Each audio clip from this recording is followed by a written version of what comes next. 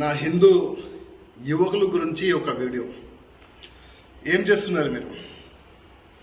Night పూట అక్కడిక్కడ కూర్చుంటున్నారు.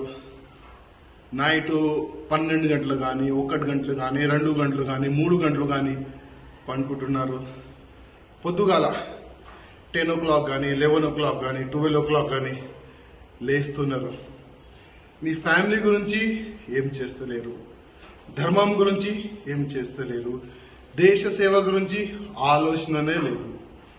మన హిందూ యువకులు ఈ విధంగా తయారైతే మన ఫ్యూచర్ ఏంది?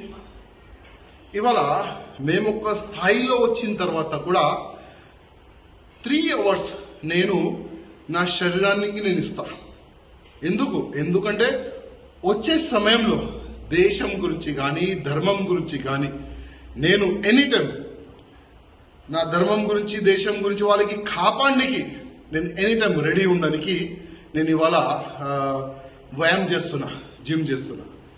కానీ బాధ ఏంటంటే నా దేశ యువకులు, కొంతమంది నా దేశ యువకులు పనుకుంటున్నారు, లైఫ్ని వేస్ట్ చేస్తున్నారు.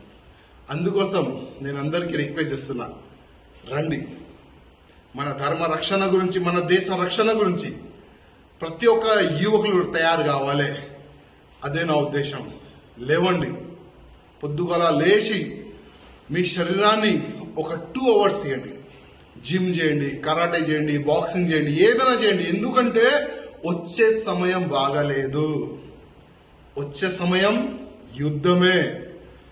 యుద్ధం స్టార్ట్ అయితే కనీసం మీ ఫ్యామిలీని మీరు సేవ్ చేయడానికి, మీ చుట్టుపక్కల ఉన్న కాలనీకి మీరు సేవ్ చేయడానికి మీరు రెడీ ఉండాలి. మీరు ఈ విధంగా పండుకుంటే మీరు పండుకుంటారు, ఈ దేశ ద్రోహులు వచ్చి మీకు చంపి వెళ్ళిపోతారు.